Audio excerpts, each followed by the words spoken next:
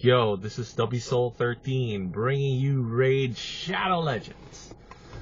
And I just dropped my kid off to school, so I'm doing a very quick video on Awakening, right? So what do you want to do with Awakening? What's your goal supposed to be? If you're a newer player in the game, if you've been in the game a long time, from a resource management perspective, right? So what do you want to do? What are we trying to achieve?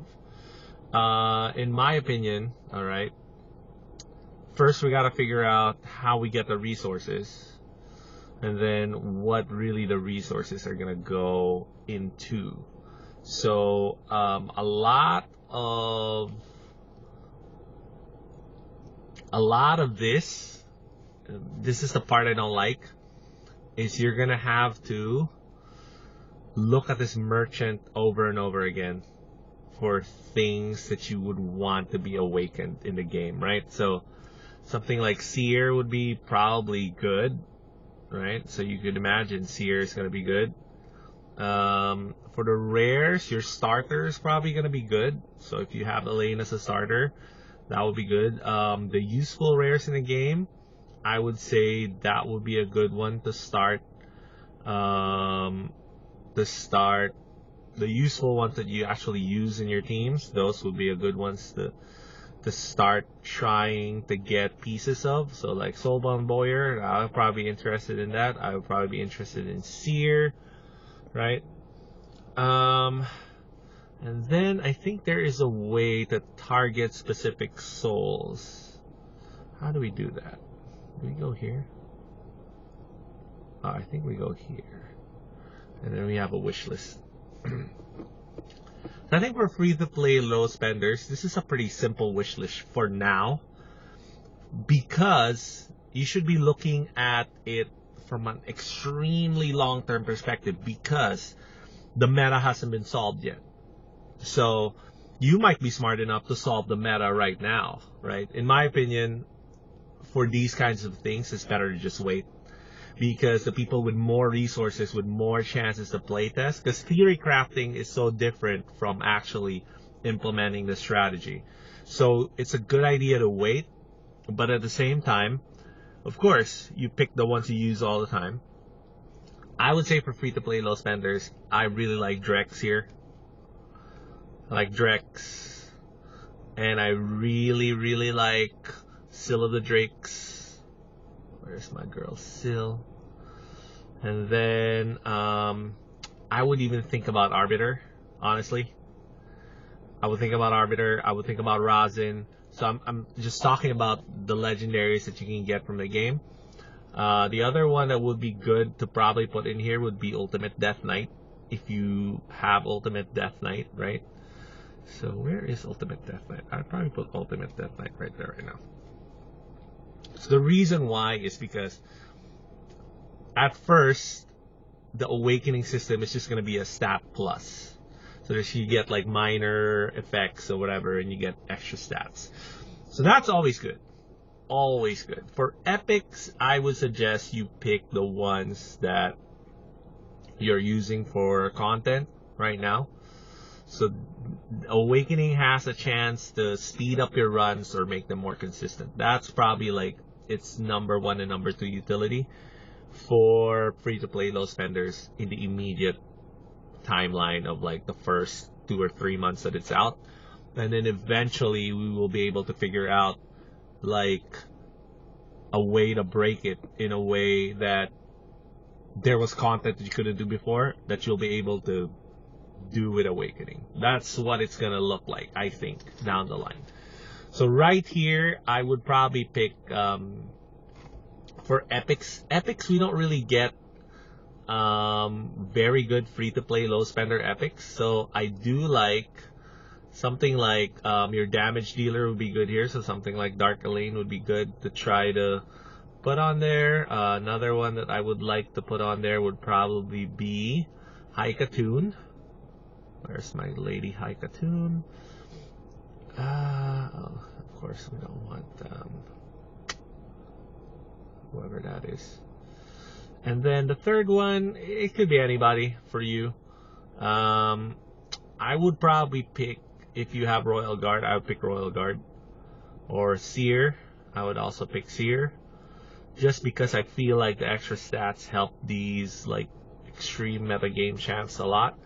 For the free-to-play, low-spender, fully accessible ones, you can pick whoever it is that you actually use in content that is a free or guaranteed champ, right? So Darkale will be a good one. Probably with Darkale, it takes so long to get him. I would probably also pick somebody like Archmage Helmet would be good here. So for the epics, really, I think this is where people are going to have the most variation. Epics would be the ones that people would have the most variation, because that is where the majority of the diversity in the game is in the epics. So there's like so many good epics. You just pick your best ones, right? So I'm just putting these in as a placeholder so you have an idea of like the thought process of which ones to pick. This one is pretty simple, honestly. So you just pick the most useful and the best rares in the game, right? So I could do something like starter, something like Kale, right? Or I could do something like somebody I use in the end game, like Frozen Banshee. Literally, you just pick the most useful rares that you have 6-star that you're using. Some ideas for free-to-play low spender ones would be Eris for your Myth Eris team. These are farmable guaranteed rares, right? Your starter, I already said that. Valerie is actually not a bad idea. If you were one of those people that got Apothecary guaranteed, Apothecary definitely would be a good one. Spirit Host is underrated. So I've already shown you comps, and if you haven't seen these, gotta look at my channel, check it out. Comps with Spirit Host in it beating hard Doom Tower content and normal 120 Doom Tower content. So Spirit Host is actually an extremely underrated farmable rare, in my opinion. And the reason why she's so underrated is because her cooldowns take way too long. And that is true. So you can mitigate that with Reflex Set, with Refresh accessories, right? But she is really good, actually, because that cleanse is so key in things like normal Doom Tower even. And the solo champs, so I think the number one here would be Templar, because you do need a solo champ for hard Doom Tower, and Templar is the most accessible one. Obviously, if you have Vergis, if you have Crimson Helm, all those other solo champs, who's the other one? Cornelia, right? Of course, you pick those, but in my opinion, I think you go with Templar if you don't have any good solo champs for hard Doom Tower. And then I'd probably say the usual suspects. Cold Heart Bellower, right? All the best rares in the game. Sure, you can plug them in there. Frozen Banshee, if you use her as a boss. I'm just gonna do something like starter, and then the solo champ Templar, and then I'll probably pick Valerie for now. It could be anybody. Like I said, the rares are not so consequential, and I think the reason why. So, is there a rush for you to do this like immediately? No. Because we can already get through content in the game without this. This is just kind of like a great long-term investment, alright? So if I were you, I would do something like that, and then I would check the merchant. And anybody here that I am going to be using in content a lot, especially more end-game content, so always think like end-game. Right here, somebody like Seer, I would probably get this one. And then for me personally, since I am using Soulbound Boyar, I'll probably get Soulbound Boyar. It's just 2. You get some free resources when we start out in the game, so that's not bad for me. And honestly, I think especially the lower tier fragments, I forgot what these are called. What are these called? Let's take a look real quick. What are these essences called? I think for a lot of these like lower tier fragments, I'm trying to figure out how exactly you can get more of these. I think you can probably get more of this from here. No, I guess you use these coins to get more soul stones and essences. Okay. Yeah, like I said, I feel like it's not really that important right now. You do want to get the perfect souls started for the people that you do want to awaken eventually down the line. Yeah, I feel like that's a no-brainer. So let's take a look right now. Let's awaken my seer right now. Let's see what happens. So awaken, how does this work? Right, okay. So let's see what happens. Blessings unlocked. Okay, what does that mean? So you could there's a 1-star blessing? No way. Let's take a look. And then we're gonna do Iron Giant runs. So it's gonna be under skills, under blessing. And is there a 1-star blessing already? Oh, there is. Okay. 5% chance of blocking debuffs. That's not bad. 30% chance to restore HP when healing. So that's not bad. Those are all not bad. So let's see something offensive geared, because Seer is an offensive champ. 5% chance of blocking debuffs. Okay, that's fine. This one is 20% chance of inflicting bonus damage. I probably want to pick that one. 0.5% damage for each enemy. Okay, this one's actually not bad. A straight damage boost for each enemy. That could go up to 2.5% damage boost. That's actually pretty good. Damage reduction, not really important in my opinion. I think rares can only use the rare ones. This is a damage decrease, so that's not bad. Turn meter, again, not bad. What is this hidden one? So I'm like picking between right now. I like the bonus damage, 20% chance of inflicting bonus damage. I just don't know how much the bonus damage is. So bonus damage is proportional to the champion's attack. Unfortunately, my Seer is not high attack, so I feel like this just a straight damage boost is better for somebody like Seer. So we're gonna choose that, and now we get a 1-star blessing. Oh, what happened? Is this a bug?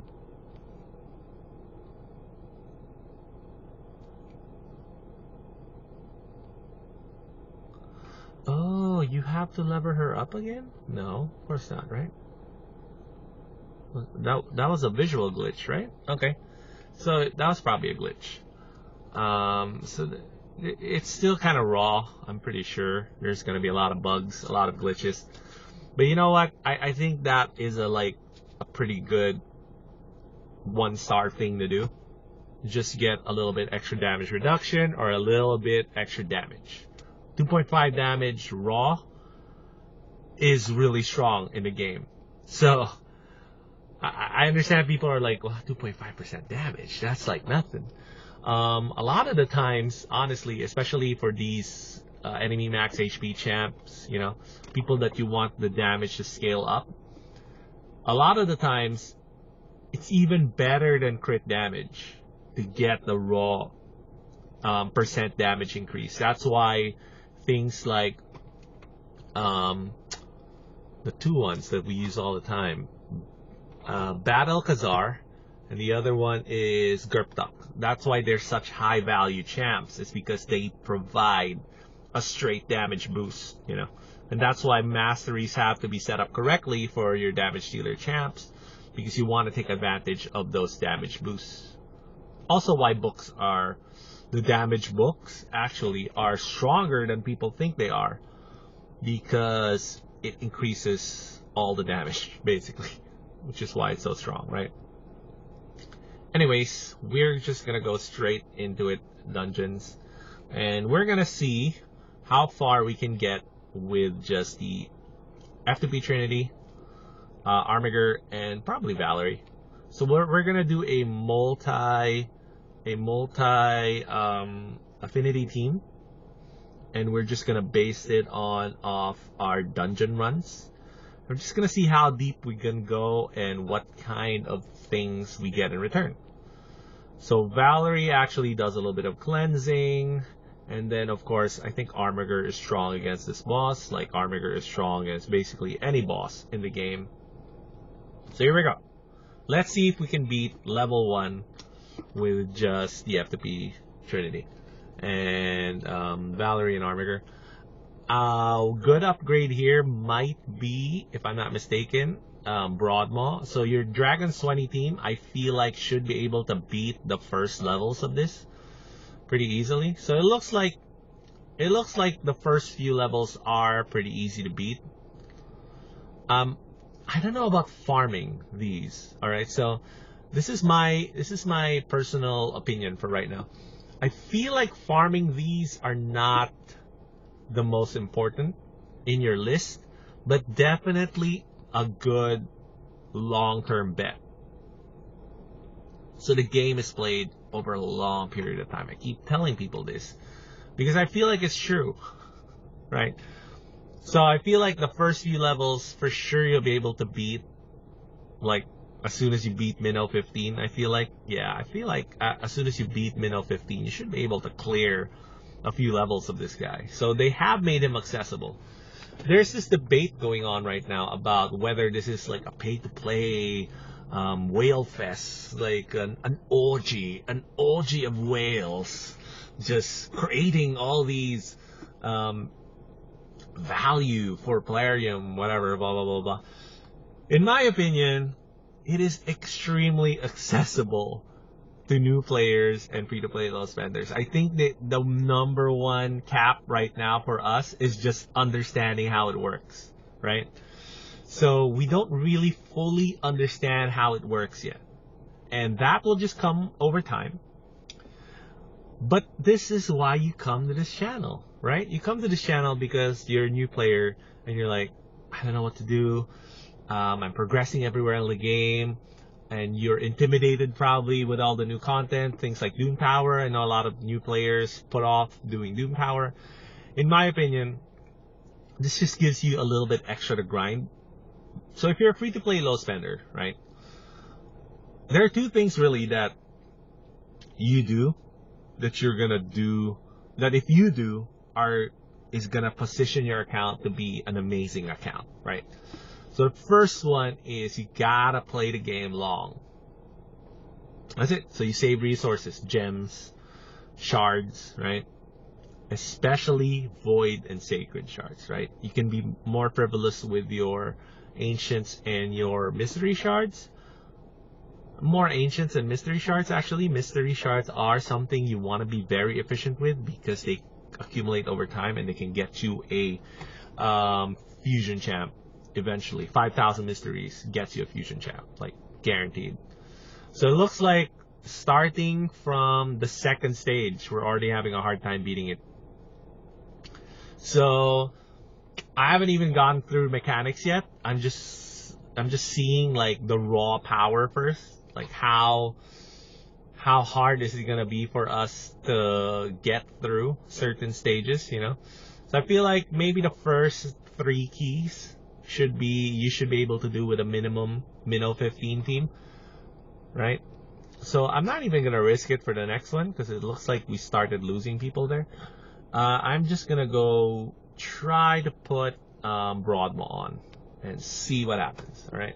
So Broadmaw to me is your ticket to Dragon's 20. That's why I recommend Broadmaw a lot.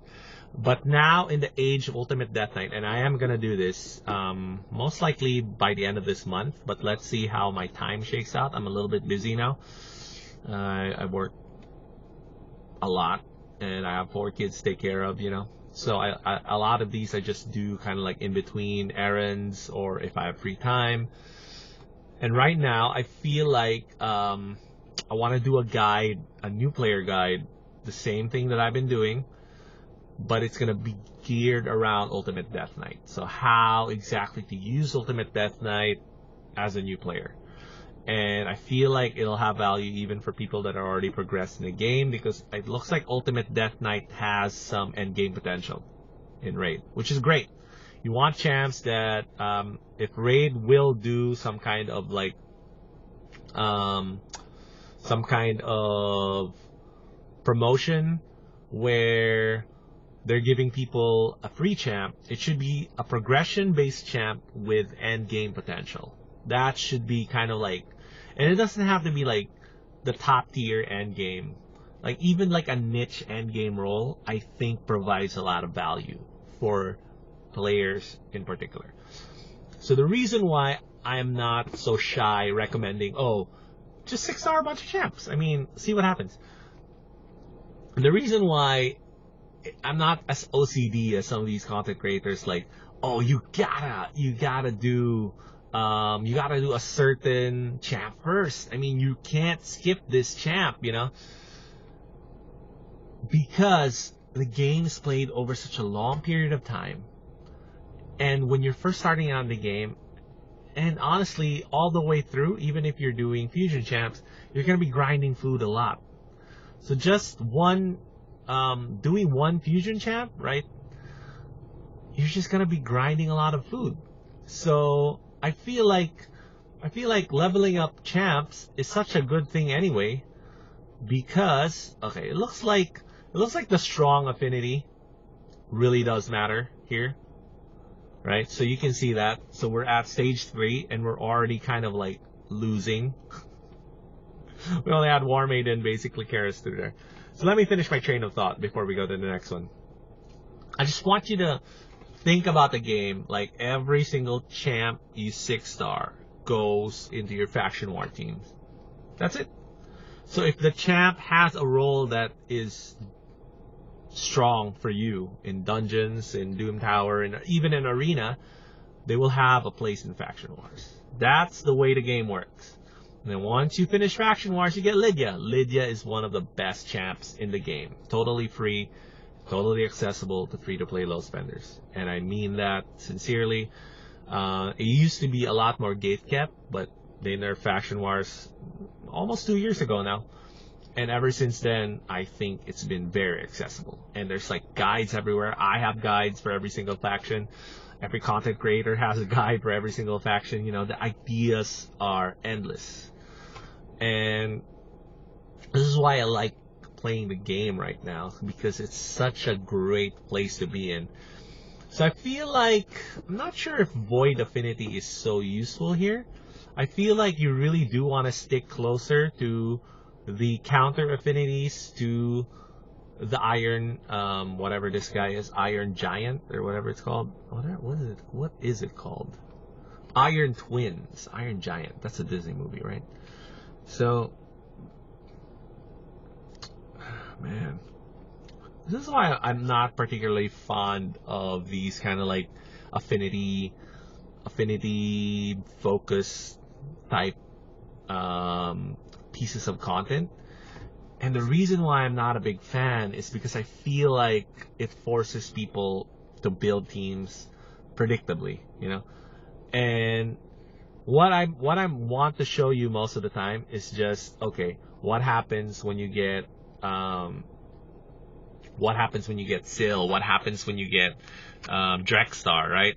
So now we're gonna do it depends really who you get first, Drexstar or Syl. You're probably going to get them pretty close to each other, right? Because it is kind of annoying to do the Drexstar farming, but he is one of the best champs in the game, hands down. So let's try to do a thing where we get rid of Broadmaw, and we're going to put Syl. This is an end game Syl, so I'm pretty sure Syl and Drex can carry pretty hard here. We'll have to get rid of somebody though. So you do want a poisoner against him. Neutral or positive affinity, right? So either Armiger or do I want a speed booster?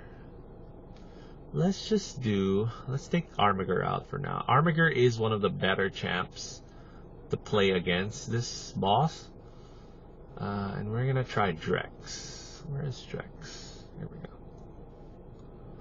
So, what? Stage 4, and we're already rolling out Drex and Syl, because it looks like Stage 3 is gonna be the cap for a lot of people when they first start on the game. Stage 2 or 3, I think people are gonna cap out right there, which is fine. I mean, the energy usage is a lot lower there, right? And then you just use your keys and get your energy and just accumulate resources. There are gonna be breakpoints, I think, for sure, that we're gonna have to look out for, and we're gonna have to figure out a way to beat those breakpoints, right? So I think this team has really good potential to scale up, even though it's a multi-affinity team. And here, let's put my face here so you can actually see the battle. It's a multi-affinity team, and it looks like it's not really getting dented right now. So we'll see after he does the slams. So he does do some slams. This might be a good time to try to read up on his mechanics just to see exactly what we're dealing with here. So we got the Almighty passive, right? So max HP is capped off at 10% even at stage 1. And the next is, of course, the immunity passive. Okay, we already know that. So most bosses are immune to control effects. Whenever Iron Twins HP drops below 85, 70, 55, and 40, instantly attacks all enemies, then removes all debuffs. Alright, so he does have the the Ice Golem Slam here, and he does it, what, 4 times? And then fills Iron Twins turn meter 10% whenever an enemy receives a buff. Will not fill their turn meters if Iron... Oh, decreased speed is an extremely strong thing to do on this guy. Alright, so that actually elevates Haikatun yet again, alright, because Haikatun is your most accessible decreased speed champ. And then the other thing also that might be decent here is Lordly Legionary. He does have decreased speed as well. You will use him for Fire Knight if you have nothing else for Fire Knight. So it feels like a combination of your Fire Knight team and your Ice Golem team is going to do very well here. And your Ice Golem team, for a lot of people, is going to be your Dragons team. Right? So looks like it's pretty easy to use carry champs to get you through majority of this kind of content. Right? So let's see how far we're capped. If we can beat the first 6 stages with just free-to-play, low-spender, carry type teams. It feels like this can get all the way to 6. But we'll see. We'll see how the scaling goes, because it is a new piece of content, and I'm pretty sure they want some kind of gatekeeping here. So, alright, so Syl actually is gonna be the best decrease speed champ available for free-to-play low spenders, right? So guaranteed. Obviously, Stag Knight here is better because you get decreased attack as well. So decreased attack is gonna be strong here. You might want to consider putting your decreased attack champ from your clan boss teams here. So I can probably show that later once we get a little bit once we have a little bit of a harder time mitigating the damage. I'll show what a decreased attack champ will do for you. I feel like Syl and Drex, you know, they're just like amazing champs all around in the game, and they should be able to get you through a chunk of the content by themselves. And this is kind of like showcasing that again, just because of how strong they are in what they do, right? So they're good against the boss, they're good against waves, and they keep the team alive. Unfortunately, I wish the decreased attack on Drex just goes on, regardless of whether you got provoked or not. You know, I feel like that's one of the things that's holding Drex back in terms of becoming like the #1 free-to-play low spender champ. So there is kind of like a debate between Drex and Syl in terms of who's the #1. free-to-play low spender champ. So for most people, it's gonna be Syl. That's it. Syl is gonna bring you through hard Doom Tower. Every dungeon Syl is gonna be useful for. Here, Syl is gonna be good here against Iron Twins. And Drex, I feel like, could really separate himself with that extra decrease attack. But it's like nitpicking. Of course, Drex is clearly number 2, if not number 1, for players that already have a carry champ, because of just the way his mechanics work, which is he puts burn on everybody. So he solves Nether Spider by himself because his burn is not an attack, right? It's triggered off on enemy attack, which doesn't trigger the counter attack from the Nether Spiderlings. Yeah, so it looks like the first 3 stages you could just kind of like muscle through on your own with free-to-play, the F2P Trinity plus your Dragon's Team setup. So the F2P Trinity, for those that are uninitiated, is your starter, War Maiden, and High Katoon. High Katoon could be Apothecary here, if you're lucky enough to get Apothecary, sure. But I feel like High Katoon's value has clearly separated from Apothecary at this point, because healing is a lot more accessible now than it was before when Raid first started. So yeah, Ultimate Death Knight brings healing, Daliana brings healing, and then eventually you get Syl brings healing, and then Valerie, whose value has also gone up in the game, also brings a little bit of healing, not a lot of healing, but just a little bit of healing. So I feel like Apothecary's value, it hasn't tanked, but the debate between High Katoon and Apothecary right now, I feel like Apothecary has High Katoon has a bigger edge because of decreased speed. Decreased speed and the increased speed aura, of course, is also very strong. I feel like decreased speed is such a useful piece of the game now, So before, really, you want decreased speed on spiders and Fire Knight, and that was it. So, if you didn't have decreased speed on those bosses, it was very hard to beat.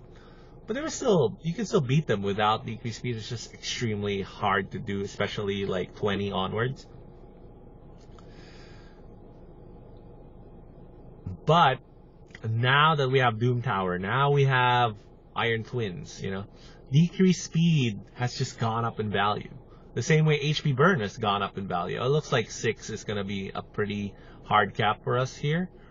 Yeah, look at that. They've just wiped out our squad right there. So this is where Syl really comes in handy. Right? Okay, there we go. So, wow. So it does get a little bit harder, even at 6.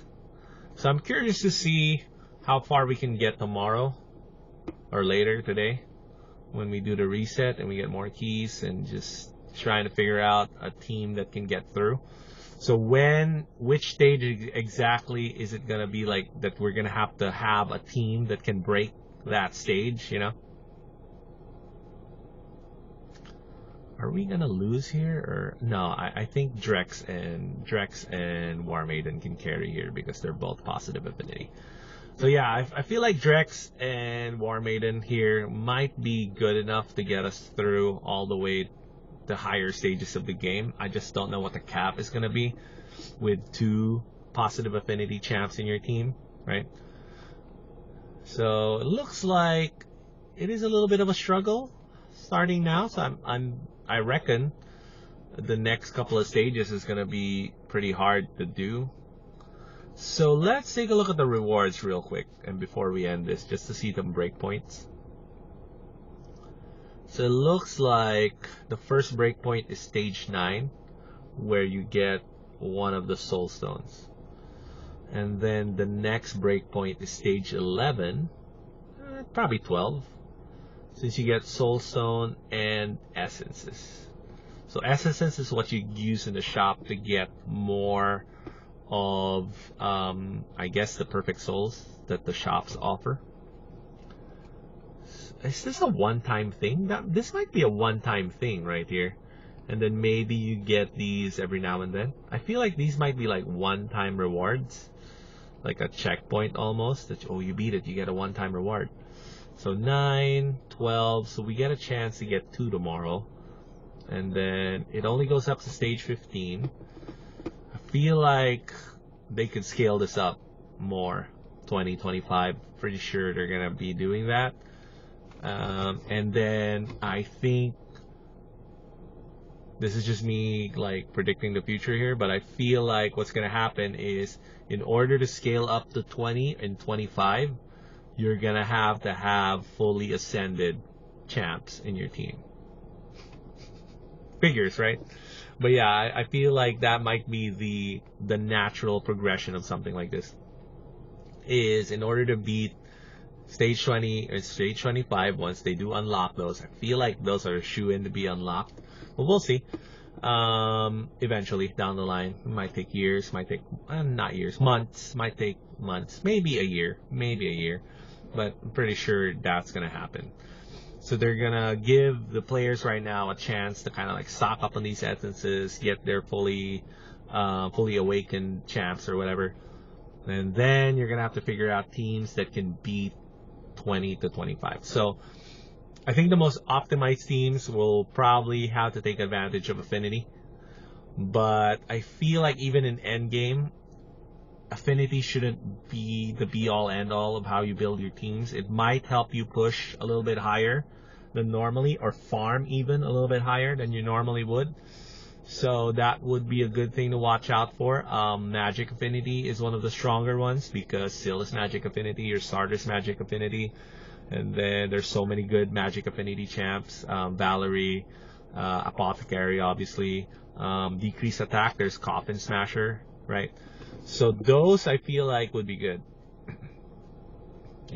So I feel like the Spirit rotation might be the one where you can push a little bit harder and a little bit higher than normal if you're a free-to-play low spender. Even farm a little bit higher than normal. But I think overall, I feel like this is a great addition to the game. Because the only thing I would change is just energy usage. I hope they get rid of it. Maybe not, because they found another way for people to sink their energy away. But, it's not really that bad in terms of like energy used. So you got 12, 24, 36 right here. And then you got 14, 28, 42 plus 36, 80 energy, a little bit under 80 energy, 78 energy, right? Not bad. It's not bad. It's not great, but it's not bad. So it's less than an energy refill for like newer players because they are going to be farming more of stage 1 to 6. I'd probably say for most new players, it's going to be stage 3 or 6. That's what it feels like people are going to be farming. But we'll see. We'll see how much harder it gets down the line. So the runs are pretty fast, I feel like, especially for the first couple of stages. And you just get these soul coins, which I think is a good resource to stack. You can use them to trade in other things. It's kind of annoying there that I have to click out of this and then I have to go back to the altar thingy to use the resources I got for that one. I wish they would have made an exemption. But, And then as far as summoning goes, alright, my opinion is you don't summon. Don't summon at all. Wait, man. Diamond hand these the same way you diamond hand your shards. The reason why is because I feel like 2x, 10x events are going to come for this. It has to, right? So we'll see down the line what happens. Maybe this is one of those things where 2x is going to be good here, or 10x is going to be good here because you just get better souls and stuff. Other than that, I feel like this is a great step for the game because it just expands it to basically almost limitless potential. And then it just gives people value all the way around, whether they're starting off or whether, let's see. I mean, how much does it take to awaken? It's free. Yeah, see? The awakening is free. I don't even need to get potions or whatever for it. So that's actually a big deal. It is a big deal. So, and then let's take a look at how they do it. So we're going to put that in the collection. And we're going to see what is a good passive for Soulbound to have. This is bonus time now. I'm gonna be cutting out right after this. So looks like we can get some blocking debuffs. I wouldn't pick that. 30% chance to restore destroyed HP when healing. Restores 5% of the heal. Okay, so it's a way to climb back from the decrease max HP things. So Hydra, probably feel like Hydra. This could be a thing. Yeah, I feel like this might be a thing for Hydra, especially for your tankier champs that you want to keep alive. Blocking debuffs yet again. Is it the same thing? Why is it the same level 1? That's weird. So blocking debuffs there, I don't want to do that. This is the inflict bonus damage based on attack. Might be nice, especially because she is AoE. So AoE here has a little bit more value, I feel like. Yeah. I feel like AoE has a little bit more value there. We'll see. Definitely not the raw damage. Damage reduction per hit. From multi-hit skills. Okay, this is actually okay. It's not great. It's okay.